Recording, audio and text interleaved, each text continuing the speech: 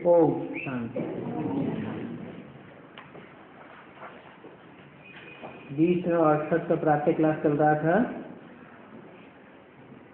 30 से 30 के मध्य में बात चल रही थी। बाप कहते हैं मैं तुम आत्माओं से बात करता हूँ, जो आत्म की स्थिति में रहने वाले हैं, देवभान की स्थिति में रहने वाली नहीं।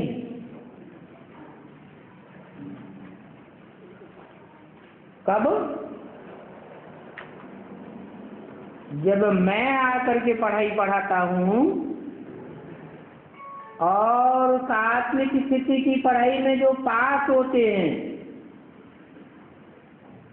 अर्थात अंतमते सोगते आत्मिक स्थिति में रहते हैं, मैं उन आत्माओं से बात करता हूँ।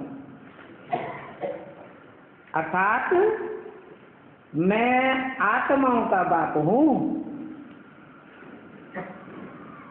तो सब बच्चे एक साथ पैदा हुए होंगे या नंबरवार पैदा हुए होंगे?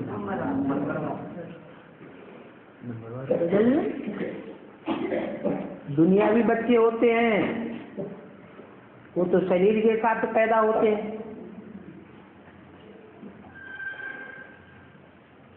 जैंट बच्चे भी पैदा होंगे तो एक बड़ा होगा और एक छोटा होगा।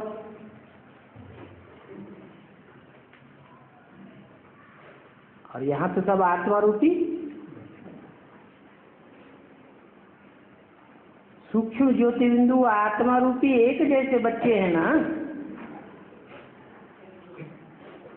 तो आगे पीछे पैदा होंगे या एक साथ पैदा होंगे? हैं? एक साथ पैदा होंगे। आगे पीछे क्यों होंगे? आत्मा आत्मा है, एक जैसी बिंदु।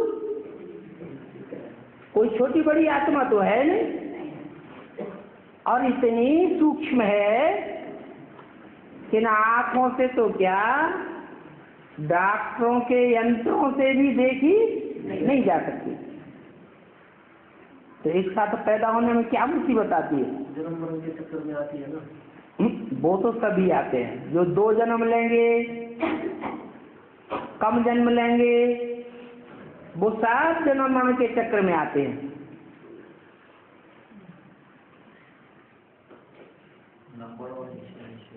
नंबरवार क्यों?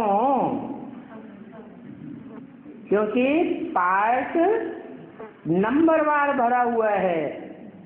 एक जैसा रिकॉर्ड जो आत्म की स्थिति में स्थित होने वाले हैं लास्ट पेपर में, उनमें भी नंबरवार रिकॉर्ड भरा हुआ है। एक जैसा पार्ट नहीं भरा हुआ है। तो जिनमें सबसे जास्ती पार्ट भरा हुआ है वो भी नंबरवार।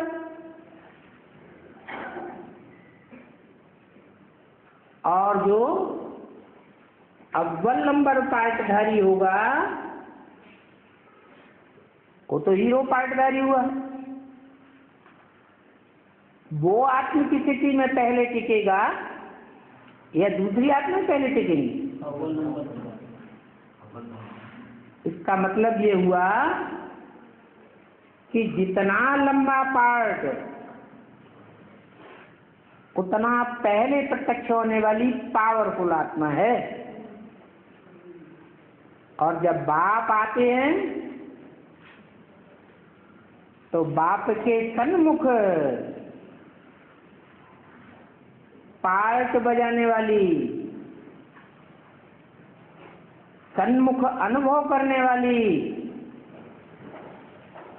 उन आत्मिक स्थिति में स्थिर रहने वाली आत्माओं की संख्या कितनी है?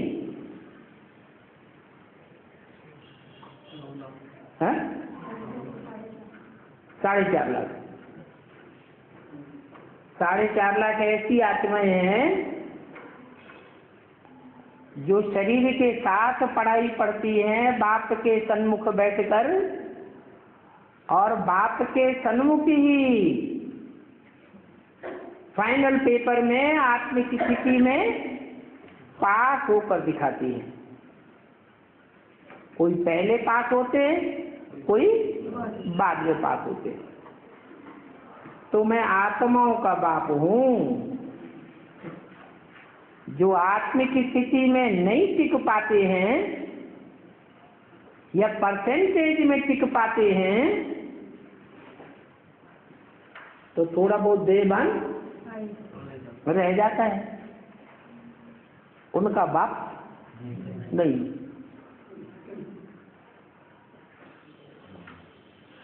आत्मिक स्थिति में जो पास होने वाले हैं उनका ही बाप हूँ। और नंबर 1 राजाई भी देता हूँ। छोटे बच्चों को पहले वर्षा मिलता है या बड़े बच्चे को? बड़े बच्चे को पहले वर्षा मिलता है। जिसको तुम याद करते आए हो, हे बाबा आओ हमको सुखधाम ले चलो,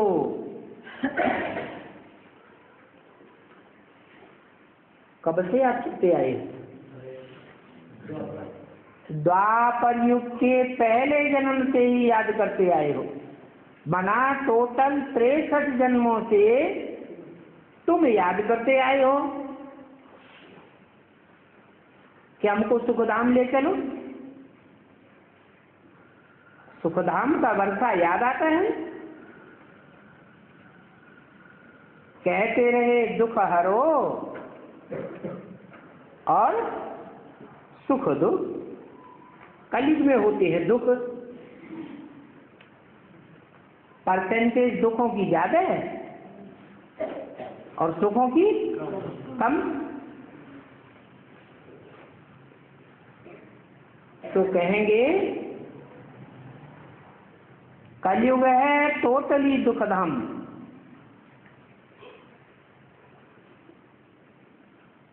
बात समझाते हैं।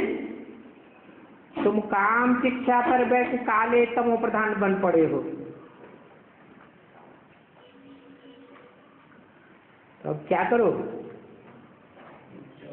हैं? क्या करो? ज्ञान क्या है?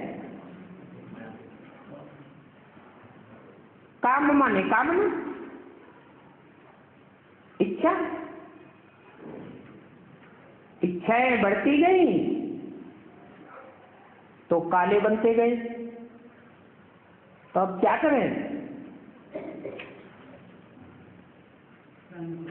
इच्छा मात्रम अविद्या। मैं आत्मा आत्मिक स्टेज में स्थिर हो जाएंगे तो कहाँ के वासी हो गए? परम धाम वासी हो गए। परम धाम में फिर कोई भी इच्छा होती ही नहीं। इच्छा मात्रम अविद्या। थोड़ी भी इच्छा होती है तो कहेंगे काम की इच्छा। अभी तमो प्रधान से सतो प्रधान बनना है। अभी मैं आया हूं तो मुझको काम शिक्षा से उतार कर ज्ञान शिक्षा पर बैठाने के लिए। ज्ञान क्या है? अज्ञान क्या है? ज्ञान है जानकारी। काय की जानकारी? शक्ति की जानकारी। शक्ति क्या है? शक्ति क्या है? जो सत्य है वो सदा काल सत्य है और जो असत्य है वो कभी है और कभी नहीं है। इसका मतलब इस शक्ति रूपी रंगमंच पर जिसका ऑलराउंड पार्ट है वो ही उतना ही ज्यादा परसेंटेज में सत्य है, और जिसका कम पार्ट है उतना ही झूठ है। कलयुग में जन्म होगा तो जिसका कल में जन्म ही झूठ करने में है, तो सारा जीवन कैसा होगा? झूठ ही झूठ होगा। जिसका जन्म ही सत्य युग में है, उसका सारा जीवन, सारा पाठ जन्म जन्मांतर का सत्य ही होगा। फिर भी कहेंगे परसेंटेज। तो मैं सत्य की जानकारी देता हूं।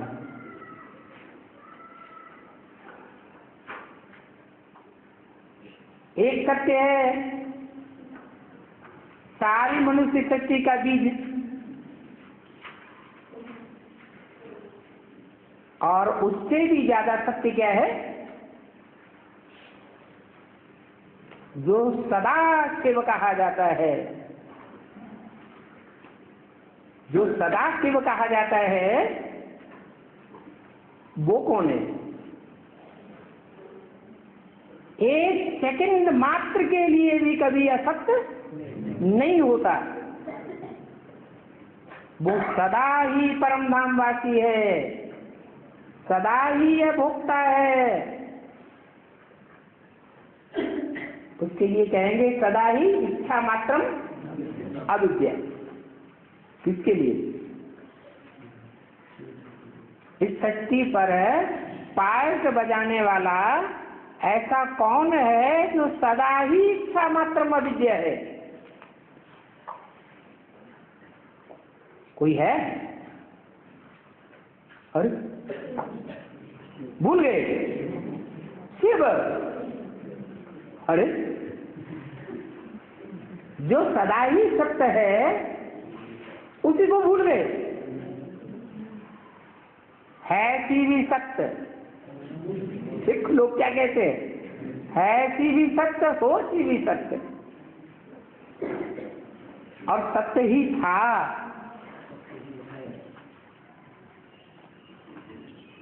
अंग्रेज लोग भी कहते हैं गॉड इज ट्रुथ। एक भगवान ही है जो सदैव सत्य है। तो उसकी जानकारी ही असली ज्ञान है।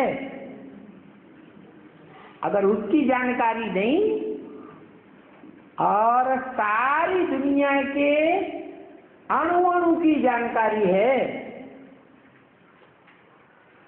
तो ज्ञानी कहेंगे या अज्ञानी कहेंगे? तो भी कहेंगे अज्ञानी। तो मैं ज्ञान शिक्षा पर बैठाने आया हूं, अर्थात मैं अपनी भी पहचान देता हूं और रचना की भी पहचान देता हूं। ऐसा ज्ञान प्राप्त करने से तुम अभी संगम युग में पवित्र बन करके स्वर्ग में चले जाएंगे। आत्मा कैसे पवित्र बनेगी? ज्ञान से, सच्चाई की जानकारी से पवित्र बनती है। ज्ञान को जल कहा जाता है। जितनी आत्मा पवित्र बनेगी उतना ऊंचे से ऊंचे स्वर्ग का अनुभव कर सकेंगे। इसके लिए बाप को याद करना है। सच्चाई कटित करती है ना। कितना भी झूठा आदमी हो, फिर भी अंदर से कहीं न कहीं वो सत्य को पसंद करेगा या झूठ को पसंद करेगा? अंदर से जरूर उसकी चाहना होगी, सच्चाई की तरफ बुद्धि मुड़ती जरूर होगी। तो बाप सबको कर्षित करते हैं। बाप अर्थात सब आत्माओं का बाप, गॉड फादर। बाप के पास युगल आते हैं। युगल में दो हैं, युगल कहो पेयर कहो, दो में से एक को कशिश होती है और एक को कशिश नहीं होती है। पुरुष ने फट से कह दिया हम तो अंतिम जन्म पवित्र रहेंगे, काम शिक्षा पर अब हम नहीं चढ़ेंगे। ऐसे नहीं कहेंगे कि पुरुष को पक्का निश्चय हो गया, दृढ़ निश्चय हो गया कि जीवन भर कभी भी काम शिक्षा पर नहीं चढ़ेगा। निश्चय अगर होता तो वेद के पाप को चिट्ठी लिखता रहता, सदैव कनेक्शन में बना रहता। कनेक्शन टूट जाता है, इसका मतलब कहीं न कहीं औरों से बुद्धि का कनेक्शन जुट जाता है।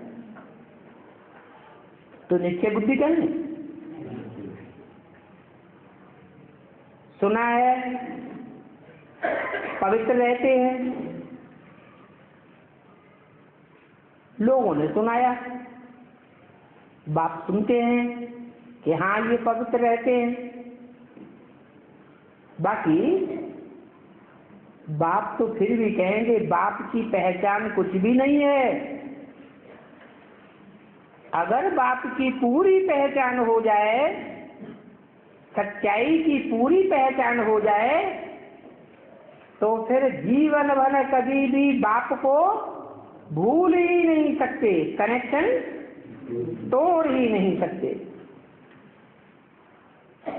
समझेंगे कि हमें बेहद के बाप से ही वर्षा लेना है, बेहद के बाप से ही सुख लेना है।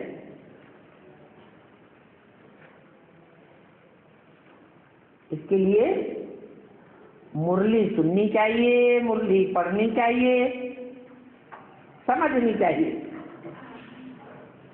वो तो कुछ भी है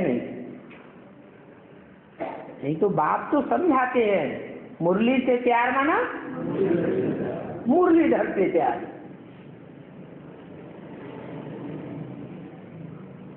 न मुरली सुनते हैं, न पढ़ते हैं, न समझते हैं, अपने धंधे आदि नहीं मस्त रहते, तो कहेंगे निश्चय बुद्धि। जरूर कहेंगे अनिश्चय बुद्धि है। बाप की याद कहाँ है? ऐसे बाप को तो बहुत याद करना चाहिए। नहीं तो देखो स्त्री पुरुष का आपस में कितना प्यार हो जाता है।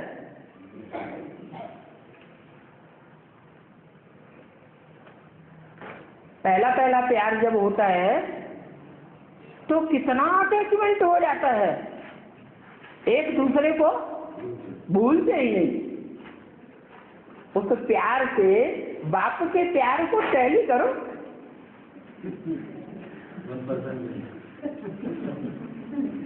अपने मुंह से कह रहे बन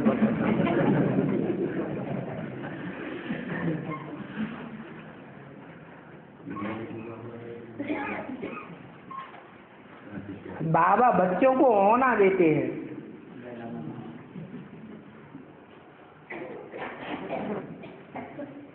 पति को कितना याद करती है। जो पतियों का पति आया हुआ है उस बाप को तो सबसे जास्ती याद करना चाहिए। उस पति के साथ तो एक ही संबंध है और इसके साथ सर्व संबंध है, तो भी याद नहीं करते। बाप कितना डोरापा देते हैं। नहीं तो गायन है, प्यार करे चाहे ठुकराए। क्या ऐसा प्यार हो कि प्यार करे तो भी प्यार करेंगे और ठुकराए तो भी प्यार करेंगे। अरे यहाँ बाप ठुकराते कहाँ हैं? बाप ठुकराते हैं या माया ठुकराती है? माया परीक्षा लेती है, बाप तो प्यार का सागर है। बाप कभी मार का सागर नहीं है। हाँ, कहते हैं मेरे साथ कौन है? धर्मराज है। बाकी धर्मराज मार का सागर हो सकता है, मैं तो फिर भी प्यार का सागर हूं। बाप कहते हैं हम हाथ कब नहीं छोड़ूंगा, और बच्चे कहते हैं चाहे प्यार करे चाहे ठुकराए, बाबा हम आपको कभी छोड़ेंगे नहीं। लेकिन रिजल्ट क्या होता है? हैं? छोड़ देते हैं। और बाप भी यही कहते हैं, बाप बच्चों का हाथ छोड़ेंगे नहीं, सबको साथ ले जाऊंगा, एक को भी छोड़ूंगा नहीं। ऐसे नहीं कि यहां आकर ही रहना है।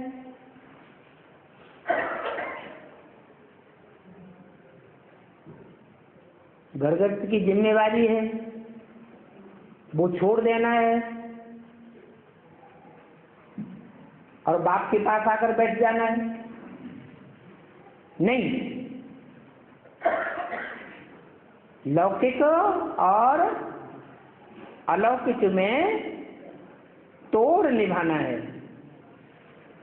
अगर छोड़कर आ गए तो फिर संन्यास हो गया।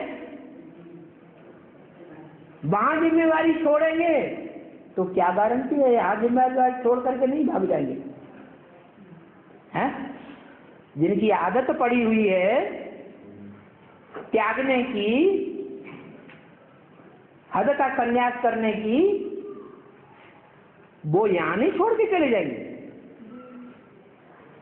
तो छोड़कर यहां आकर नहीं बैठ जाना है। घर बार छोड़कर यहां आकर के रहे, ऐसा कायदा नहीं है। घर बार बसाया है तो निभाना भी है। तुमको कहा जाता है गृहस्थ व्यवहार में रहते हुए ये ज्ञान उठाओ। पहले की बात अलग है। पहले तो ये भट्ठी बननी थी, तो जिनके ऊपर जिम्मेवारी थी, नई जिम्मेवारी थी, वो सब छोड़ करके चले आए।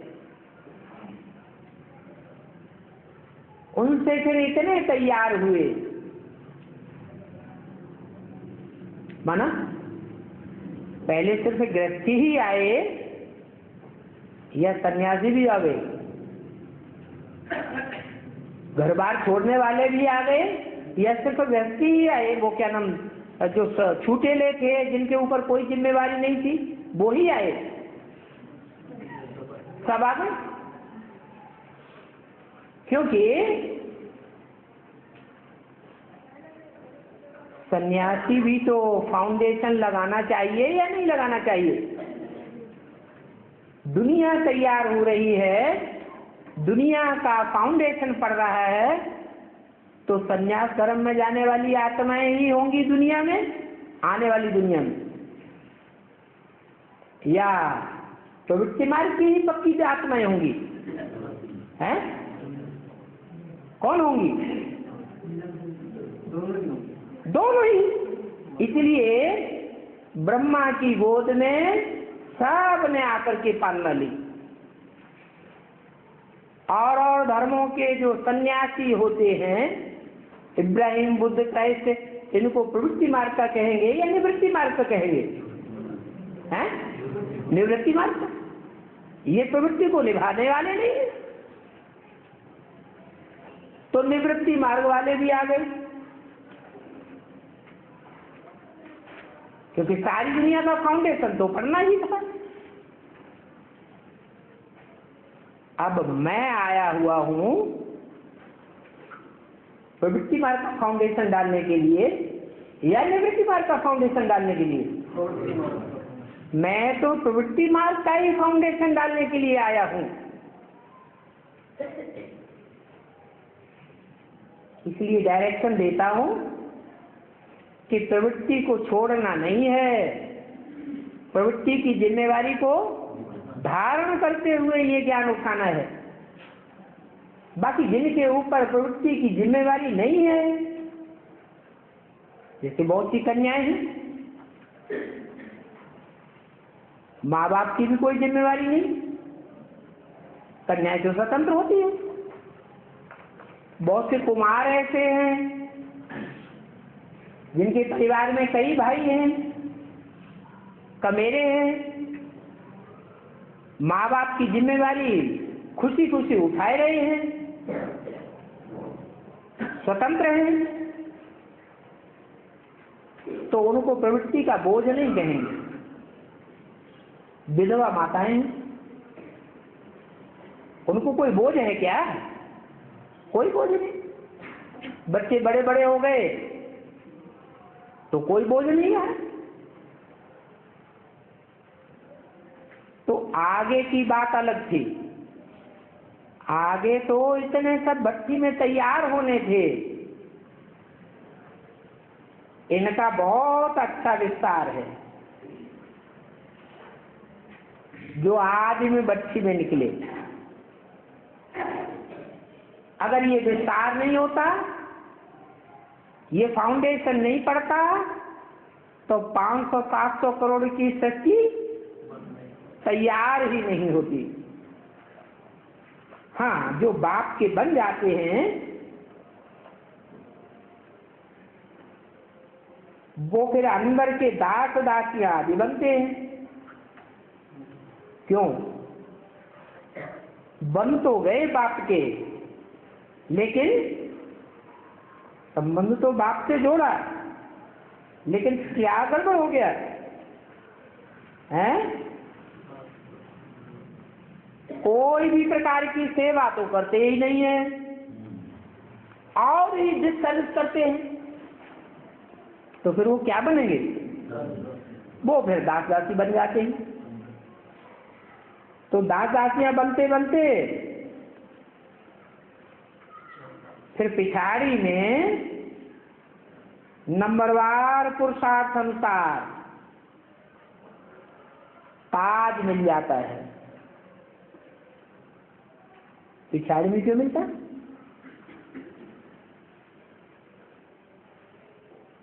आखिर पढ़ाने वाला कौन है? जो बाप के बने, एक बार सरेंडर हुए तो जिम्मेवार कौन हो गया? बाप जिम्मेवार हो गया। तो बाप जिनका जिम्मेवार हो गया तो बाप छोड़ देगा उन्हें? नहीं। कोई भी हालत में उन समर्पित होने वालों को ताज पतलून तो देना ही है। अंतिम जन्म में लेंगे तो प्राप्ति कम है, और आज के जन्म में लेंगे तो प्राप्ति ज्यादा है। आज के जन्मों में दास दासी बनते रहे और अंतिम जन्म में जाके ताज पतलून मिल गया, तो 63 जन्मों पर क्या असर पड़ेगा? 21 जन्मों के आधार पर 63 जन्मों का भी हिसाब किताब बन जाता है।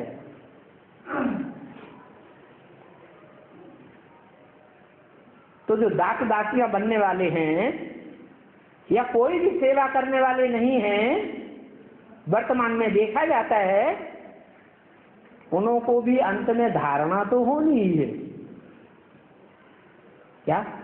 ईश्वर जो पढ़ाई पढ़ाते हैं उस पढ़ाई की धारणा तो होनी ही है, और धारणा होगी तो जिम्मेवारी क्या? ताज भी मिलेगा।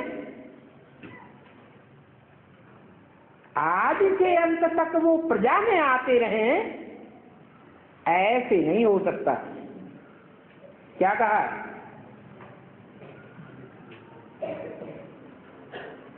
किसकी बात हो रही है? जो समर्पित हो जाते हैं उनकी बात हो रही है कि बाप उनका जिम्मेवार है। ज्यादा जन्मों में दास दासी बनेंगे, लेकिन कौन से परिवार में बनेंगे? राज परिवार के दास दासी बनेंगे। साहूकारों के दास दासी, साहूकार प्रजा वर्ग में होते हैं या राज परिवार में होते हैं? प्रजा वर्ग में। तो साहूकारों के दास दासी नहीं बनेंगे, प्रजा वर्ग के दास दासी नहीं बनेंगे, राज परिवार के दास दासी बनते रहेंगे। और फिर जब सुधरेंगे अंतिम जन्म में या अंत के पुरुषार्थ में, आखिरी सारी दुनिया में आवाज फैलेगी तो आंखें खुलेंगी या बंद रहेंगी? आंखें खुल जाएंगी। समझ जाएंगे कि हमको पढ़ाई पढ़ाने वाला कौन है।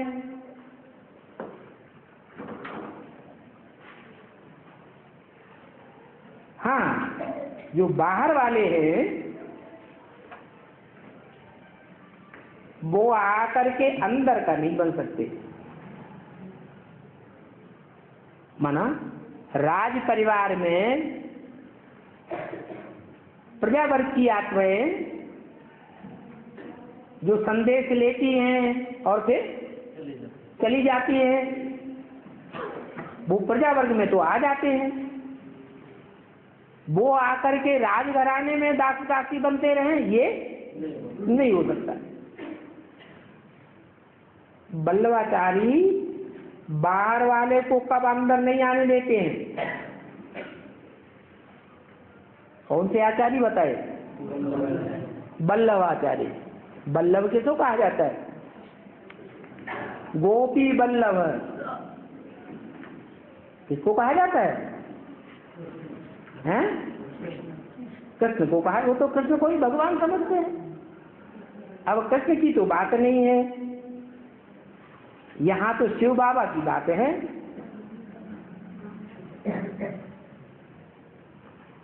ये सभी समझने की बातें हैं। और गीता ज्ञान भी 1 सेकंड का है, लंबी चौड़ी बात नहीं है।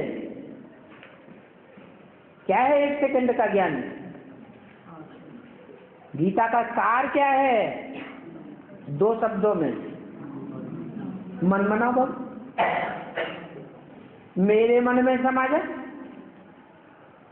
कौन कहता है? कहने वाला कौन है? शिव बाबा। तो शिव बाबा का मन है, हैं? शिव बाबा का मन है? अमन है। शिव बाबा का भी मन है, शिव बाबा की बुद्धि भी है, प्रैक्टिकल में है, और शिव बाबा में संस्कार भी है। नहीं तो त्रिमूर्ति शिव क्यों कहा जाता है? किसकी मूर्तियां? शिव की मूर्तियां। तो मन रूपी ब्रह्मा, बुद्धि रूपी शंकर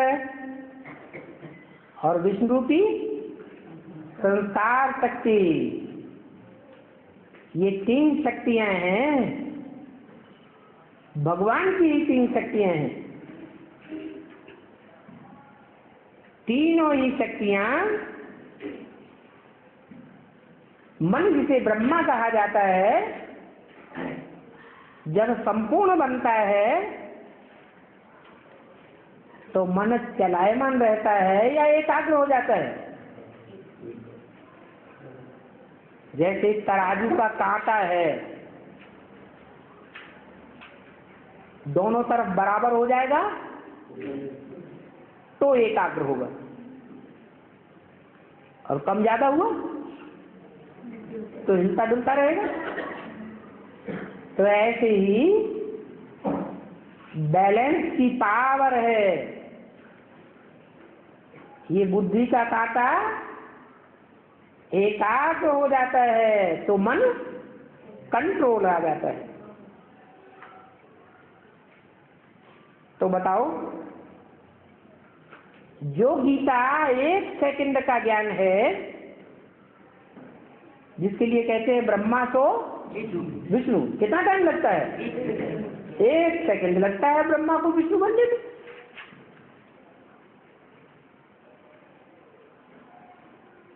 एक सेकंड लगता है तो ये 82 साल के खाते में चले जाते हैं। 70 साल तो हो गए, अब कितने बचे हुए ब्रह्मा को विष्णु बनने में? अभी भी टाइम तो है ना। तो ये 82 साल जो निकल जाते हैं ब्रह्मा को विष्णु बनने में, किस खाते में जाते हैं? पढ़ाई पूरी होने में जाते हैं। इसलिए बाप को ज्ञान सागर कहा जाता है। क्या कोई छोटा गड्ढा गणिती नहीं है कि मशीन लगा दो और पानी खाली हो जाए। छोटा कुआं होता है, कोई बड़ा या छोटा मकान होता है, उसमें अंडरग्राउंड में पानी भर जाए तो क्या करते हैं? मोटर लगाई और सारा पानी निकाल के बाहर कर दिए। तो ऐसे कोई गड्ढा गणिती नहीं है। क्या है? ज्ञान का सागर है। तो क्या 1 सेकंड में ज्ञान बुद्धि में बैठ जाएगा? है? टाइम लगेगा या नहीं लगेगा? टाइम लग जाता है। हम यहाँ पे ही रहते हैं, पिछाड़ी तक भी समझाते रहेंगे। माना पिछाड़ी माना कब तक समझाते रहेंगे? पिछाड़ी माने कब? है 36 तक? है? अरे कुछ हिसाब ही नहीं लगाया अभी तक। हैं? 2026 तक समझाते रहेंगे। पढ़ाई कब तक के लिए? बताओ, पढ़ाई कब तक के लिए? 50 साल पढ़ाई करेगी। 50 साल पढ़ाई के लिए। 50 साल पढ़ाई की? कब से? 76 से 50 साल। उसके बाद पढ़ाई बंद।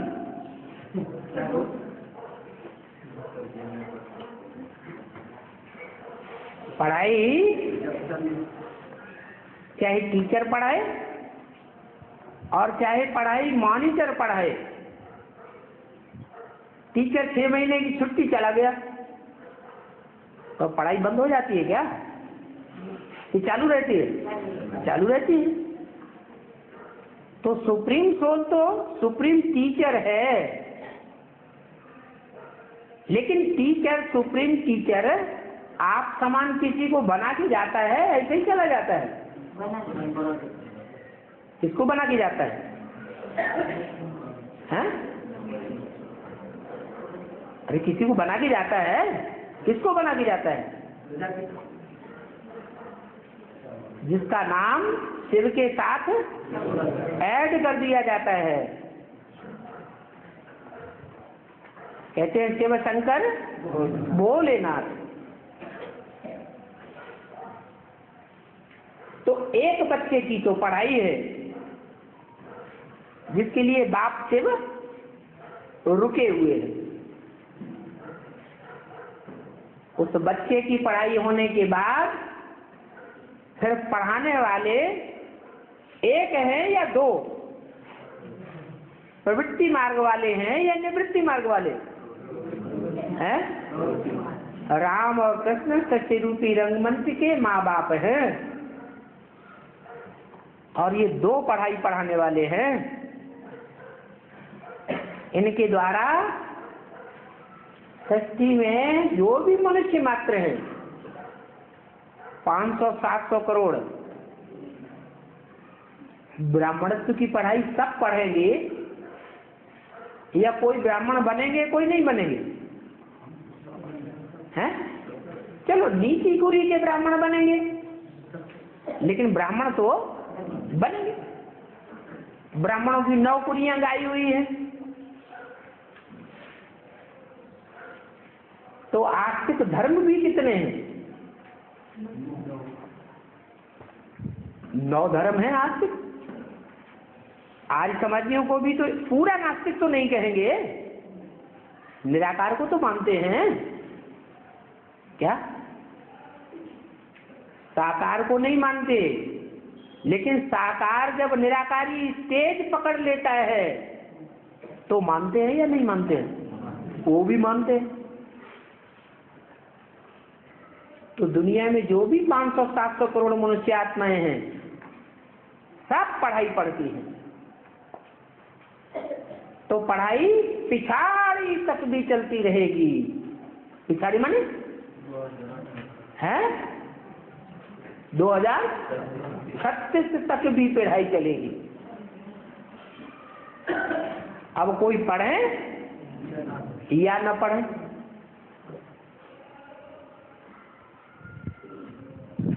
जो संपूर्ण टीचर है वो तो संपूर्ण पढ़ा के जाता है, लेकिन जो संपूर्ण नहीं है, सदैव आत्म की स्थिति में टिक करके नहीं रहता,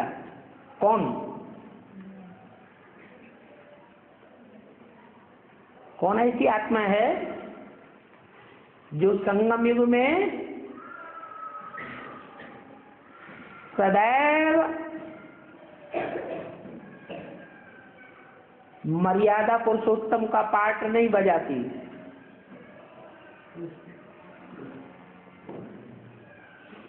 कोई है? अरे कृष्ण तो रहे, मर्यादा पुरुषोत्तम गायन ही नहीं है। राम का गायन है, लेकिन राम वाली आत्मा भी अंतिम क्षणों में क्या बन जाती है? रावण बन जाती। तो मर्यादा पुरुषोत्तम है नहीं।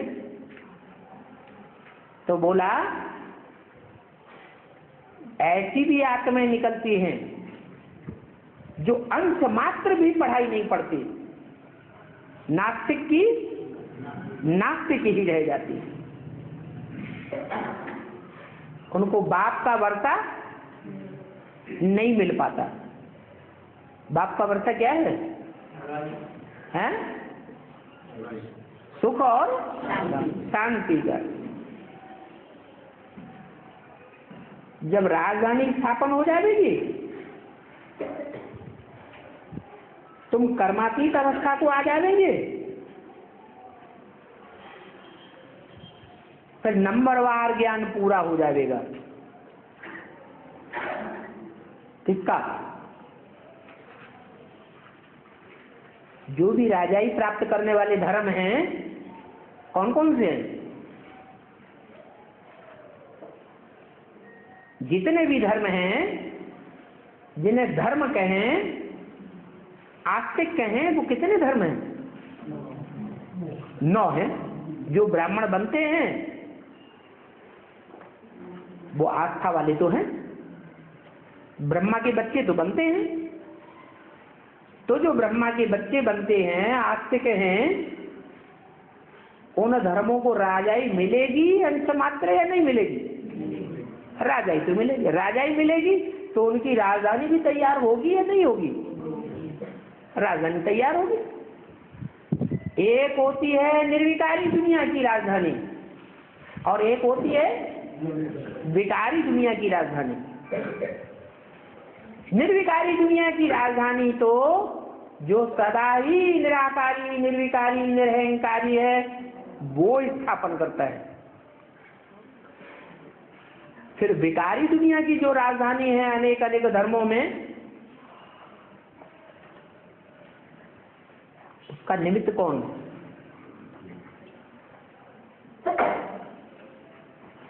कोई होता है वहां? नहीं होता है। कौन है? अरे प्रजापिता को कहेंगे। प्रजापिता ऐसा बीज है जो हर धर्म का फाउंडेशन लगाने वाला है, सारे जगत के हर प्रकार के धर्म, हर प्रकार के जाति का फाउंडेशन लगाने वाला है। यह सिर्फ देवी देवता सनातन धर्म का फाउंडेशन लगाता है? हर धर्म का फाउंडेशन। मान लो मुगल राज्य स्थापन हुआ, सैकड़ों साल भारतवर्ष में मुगलों ने राज्य किया।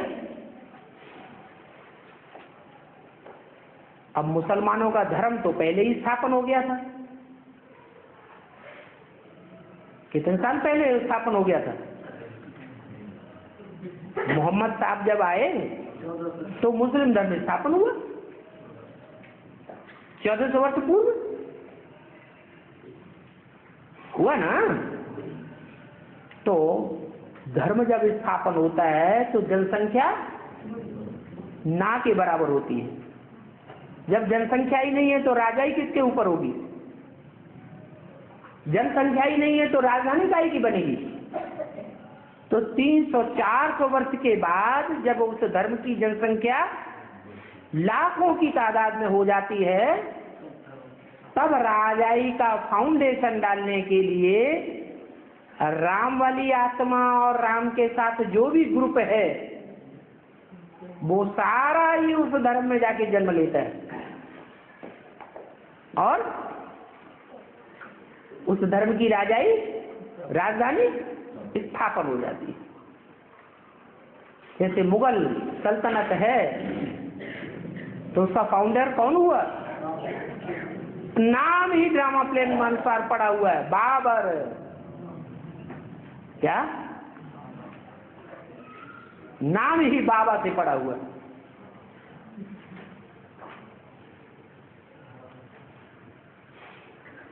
तो ये तो एक मिसाल हुआ, लेकिन इस्लाम धर्म हो, क्रिश्चियन धर्म हो या कोई भी धर्म हो,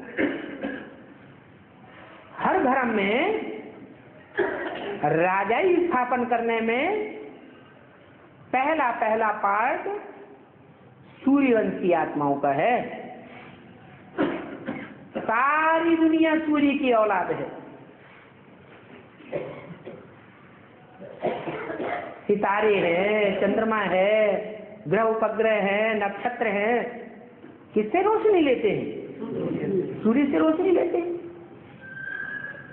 हाँ, एक है ज्ञान सूर्य और एक है ज्ञान सदैव नहीं रहता है, अंश मात्र कुछ न कुछ समय के लिए अज्ञानी भी बनता है। इसलिए दुनिया में कहावत है कि सूर्य को किसने ग्रसा?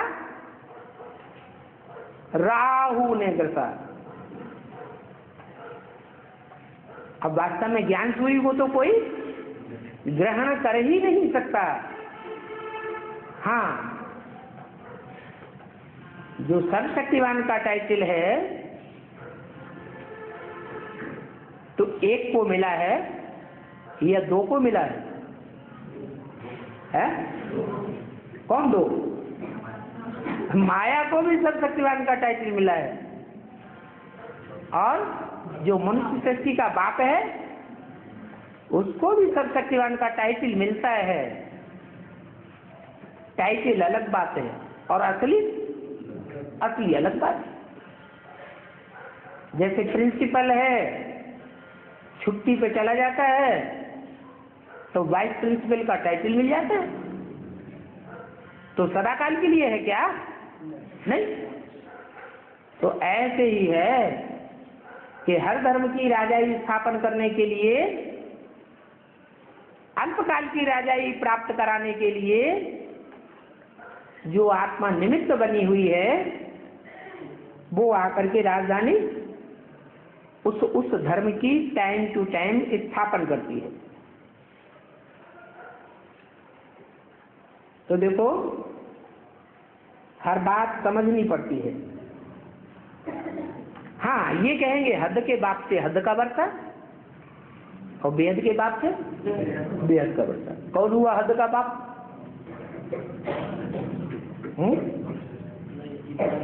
हद का बाप कौन हुआ? हाँ, जो हद का बाप है वो अल्पकाल की राजाई देखता है और बेहद का बाप विश्व की बादशाही देता है। द्वापर युग से लेकर के और धर्मों की राजधानियां तो बनी, राज्य तो बने, लेकिन क्या विश्व की बादशाही किसी को मिली? तो क्या कहेंगे? वो बादशाही का वर्षा हद के बाप से मिला या बेहद के बाप से? हद के बाप से मिला। और अभी संगम युग में, संगम युग में कहेंगे बेहद का बाप। भले यहाँ दो है बेहद के बाप, ये पहचान अभी होती है। द्वापर कलयुग में बेहद के बाप की जो आत्माओं का बाप है उसकी पहचान होती है, और जो न मनुष्यों का जो बाप है उसकी भी पहचान नहीं होती है।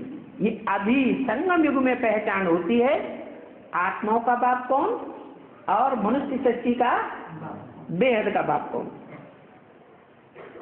दोनों बाप जब इकट्ठे होते हैं तो विश्व की बेहद की बादशाही एक बाप से मिलती है। इकट्ठे होते हैं तो एक हो गई पर्सनालिटी या दो है? एक पर्सनालिटी है। तो जब विश्व के मालिक पने की बेहद की विश्व की बादशाही मिलती है तो तुम सुखधाम में जाएंगे और बाकी सभी शांति धाम में जाकर बैठ जाएंगे। वहां सुखधाम में तो सुख ही सुख होगा।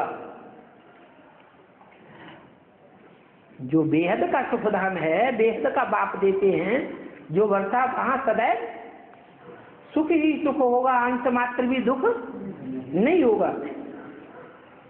और जो हद का बाप से वर्षा मिलता है राजाई का, उसमें सुख भी है तो दुख भी है।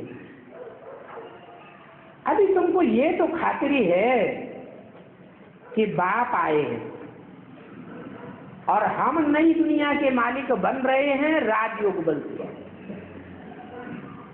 क्या हिंसा के बल से हम दुनिया के मालिक नहीं बन रहे?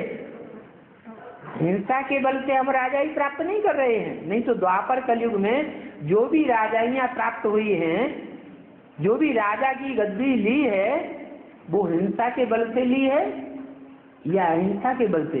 राजयोग बल से। योग का पता ही नहीं था।